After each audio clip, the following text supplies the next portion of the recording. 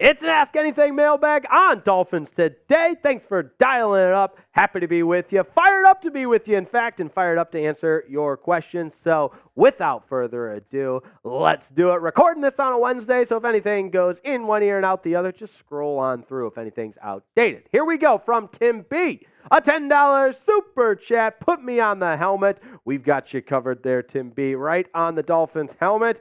How can we convince Dolphins owner to go permanently to the throwback jerseys? We were 9-3 when we wore them, plus it was voted number one style in the NFL. Look, I agree 100%, Tim B. You have my word. I will give it everything I have. I will talk to Mr. Ross. I will talk to Chris Grier. I will talk to whoever needs to, or whoever will listen to get the Dolphins to wear the throwback jerseys at all times. They're more ferocious. They look better. I believe it was Chris Sims and Mike Florio said the Dolphins would go undefeated if they wore the throwback jerseys. I completely agree. And this past season, when the Dolphins wore the throwback jerseys, they wore them against the Cowboys. What happened? They won. Exactly. They wore them against the Patriots. What happened? They won. I'm all in on the Dolphins throwback uniforms. I think they're amazing. Best uniforms in football. I'm with you, Tim B., and you've got my word. I'm going to do whatever I can to make it a reality. From Anthony Manzano, using the hashtag Dolphins, can you see there being a scenario where Miami trades down and goes defensive the first 3 rounds, getting linebacker, safety, and corner? I could see that as a potential scenario, but I'm going to say this till I'm blue in the face. I think this year's draft class is so loaded at the offensive line position, whether it be tackle, centers, guards. I think you can rebuild your Dolphins offensive line through the draft this year. And I wouldn't want to mortgage the future of the Dolphins offensive line and miss out on the opportunity to draft some of these game-changing type players on the offensive line simply to rebuild a position of need like the linebacker position, like the safety position, or in the secondary at corner. Because there's still some question marks about some of the Dolphins' current corners, like Cam Smith. We don't know. This guy was a second-round pick last year, and Vic Fangio never gave him a chance. So maybe he'll burst onto the scene as a sophomore in the NFL and provide some much-needed depth to the cornerback position. Jerome Baker had a good season, but he is a free agent, so I understand your concern, your questions at the linebacker position. I like what David Long can do for the Dolphins from the linebacker position. And so because of where this Dolphins offensive line is right now and the injuries that they faced, I'm more inclined to say build the Dolphins offensive line back up through the draft and not necessarily forget, but maybe prioritize some of those other positions at a lesser rate than you prioritize the Dolphins offensive line. So I like the idea of going Dolphins offensive line in the first couple of rounds at some point, but still adhering to the fact that you do need to build up defensively through the draft as well. James Anderson uses the hashtag Dolphins. What's the Dolphins' biggest need in the draft? Well, James, great question because we just discussed it. It's offensive line. Now, I will say this, the great thing about the draft and the great thing about the Dolphins team as a whole is there are multiple needs, right? We talked about the offensive line as probably the most pressing need. And the linebacker position, whether it be inside or at the edge position, it'd be interesting to see how new defensive coordinator Anthonh Weaver wants to utilize his talent to the best of his ability.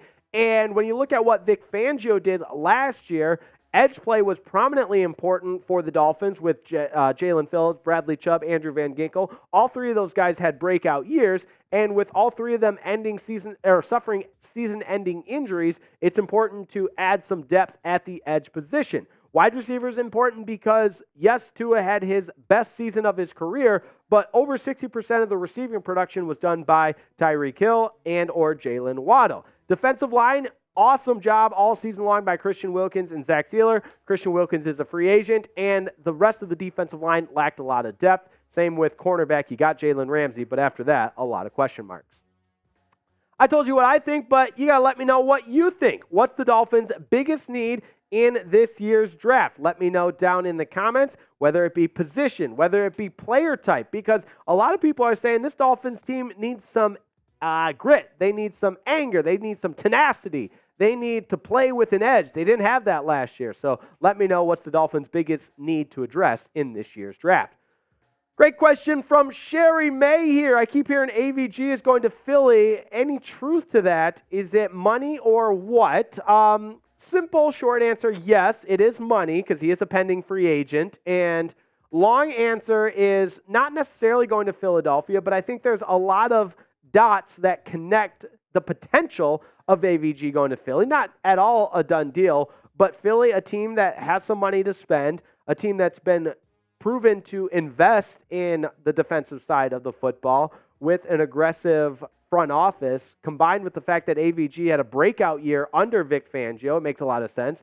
Drew Rosenhoff is AVG's agent and a very prominent agent in the NFL. You know he's going to get the maximum amount of money for his client. And if that's not in Miami, I don't think it's apparent yet that AVG has any kind of hometown discount or loyalty to the Dolphins, because I think when you have a breakout year and you're one of the top 10 edge players in the NFL, you should go get your bag. And if AVG does that in Philadelphia, unfortunately for the Dolphins and Dolphins fans, that's the reality of the NFL, the business that it is, and what could happen in free agency. But as I said in a previous video on my most important free agents, I've got AVG as the most important Dolphins free agent to resign. Great question here from Every Noodle.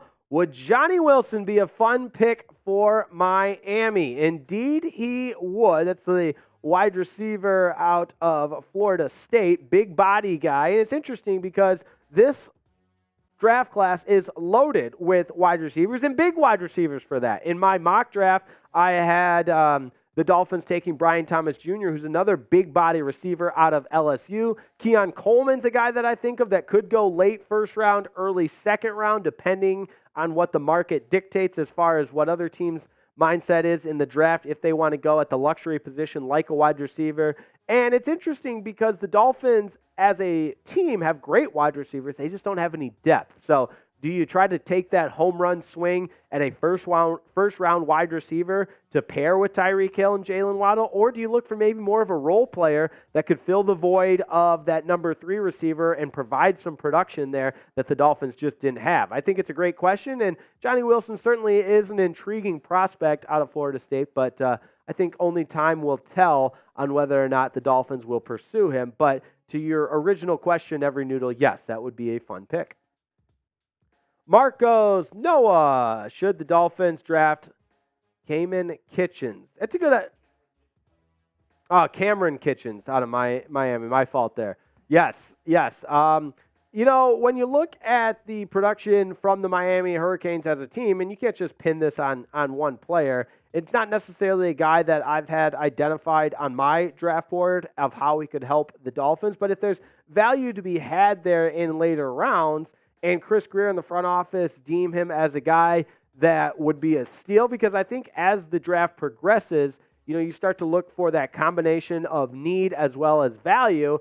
And if Cameron Kitchens fits that mold, I wouldn't have any hesitations. I don't think there's any kind of red flag that would prevent me, if I'm the Dolphins, from drafting him, especially with the hometown connection there, hometown pick, stay in Miami, that sort of thing. It's been proven that he can thrive for the Hurricanes. Let him thrive for the Dolphins. Sure, I like that idea. Now, all right, I want to thank today's sponsor for making today's show possible, the Game Time app, the only ticketing app you'll ever need, because it's simply the best way to buy tickets to a live event. And as we enter the end of the winter and into spring, we got basketball season. Go check out the Miami Heat. We've got hockey season. Go see a Florida Panthers game. And baseball is on the horizon.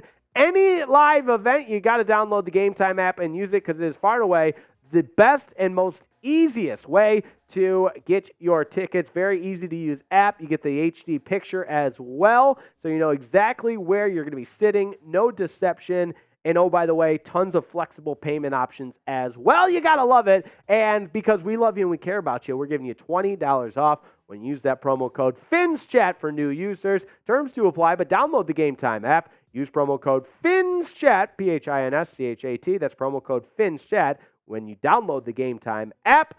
Simply the best app to use when buying your tickets for live events. And it's the lowest price guaranteed. How about that? You can't beat it.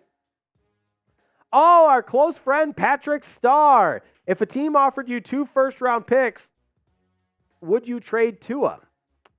No. And that's it. Next question. No, I will say this. The idea of trading Tua for 2 first-round picks, certainly, that's appealing. It's attractive. The notion of bringing in 2 first-round picks in addition to already having 3 picks on the first day would be incredible. But what does that give up? The future of your franchise, the franchise quarterback.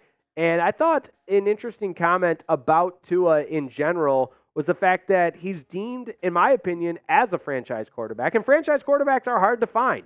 A lot of teams don't have franchise quarterbacks. And is he going to go down as an all-time great and the greatest quarterback to ever play? Probably not. But does he give you the ability and the best chance to achieve your goals and get you to the Super Bowl? I believe so. And at the very least, Tua eliminates any questions at the quarterback position and puts you in a position as an offense to have a prolific offense like they showed at times last year, while also allowing to build around Tua on both the offense and the defense. So it's appealing, it's attractive, it's a fun idea, Patrick Starr, but I still say no. Let me know what you say. Would you trade for Tua for 2 first-rounders? Let me know down in the comments, yes or no. I know a lot of Tua haters are out there that are going to type yes, they would trade Tua, but it's a no for me. Another one coming in from Dr. Dummy Beta. Any receivers we could sign in free agency? P.S. Happy birthday. Yeah, happy birthday. Let's go, Dr. Dummy Beta. Happy birthday to you. Now, Curtis Samuel is a wide receiver to keep your eye on from the Washington Commanders. And it wouldn't necessarily be an overly expensive free agent signing because the production hasn't necessarily been there, but he's a guy that can be dynamic with the football in his hands at both the line of scrimmage and as a pass catcher. And I'm certain, don't take this that I'm comparing him to Deebo Samuel. Please don't take it that way. But as far as the versatility from the wide receiver position, it's like Deebo Samuel where he can be a deep ball threat, he can be an intermediate threat catching the ball, and also a threat on screen passes, jet sweeps, that sort of thing with the football around. With the football in his hands, he can be dangerous. So Curtis Samuel, a name to keep your eye on. Brian, 35, asked, do you see the Dolphins drafting 2 offensive linemen in rounds 1 and 2 to address the O-line and shore it up? Brian, I would not be shocked one bit. Certainly at least 1 in the first 2 rounds, because as it stands right now, the Dolphins don't have a 3rd or a 4th round pick. And in our mock draft from earlier, we had Christian Haynes in the 2nd round. Pro Football Focus gave that draft pick an A-. So if he's available at 55 overall, Christian Haynes out of UConn's a name I like. And I do like the possibility of drafting an offensive line in the 1st round as well. We've talked about Troy Fautanu. We talked about Jackson Powers Johnson. Lots of different offensive linemen in this draft that you could draft at the top of the 1st round there and into the 2nd round for the Dolphins. So I would not be shocked whatsoever. All right, Mark Smith asks, are you going to jump on a trade back to get extra 3 to 5 picks since the needs are widespread? Yeah, I wouldn't be surprised if somehow, some way, Chris Grier in the front office implement and construct a trade that would provide some more draft capital, because Chris Grier in the past, his track record shows us that he's willing to make trades, but in the past they've been big-name trades giving up draft capital, and so this might be the opposite, where you trade a known commodity for draft picks. Emmanuel Ogbah is a guy that comes to mind, Xavier Howard, although both of them have big contracts, so it might be difficult to trade. And as we've discussed, it would absolutely kill me and be so painful. But maybe Jalen Waddle fits that mold as well, a guy that you could get a ton back for if you did decide to trade him. But I love Jalen Waddle too much to see him go. So I'm not advocating for that, but if you told me tomorrow that this is what the Dolphins did, they traded Jalen Waddle for multiple picks, I wouldn't be shocked. All right, I want to thank everybody for tuning into this edition of Dolphins Today and Ask Anything Mailbag, and remind you to subscribe to the channel because we bring you daily Dolphins content each and every day. There's nothing like it, covering the aqua and orange from every single angle. It's always a pleasure and an honor to do that. Fired up to do it, to be the voice of the Miami Dolphins and Dolphins Today by Chat Sports, because we love you and we care about you here. And thanks so much for tuning in. Subscribe to the channel. It doesn't cost you anything. We love you and we care about you here on Dolphins Today.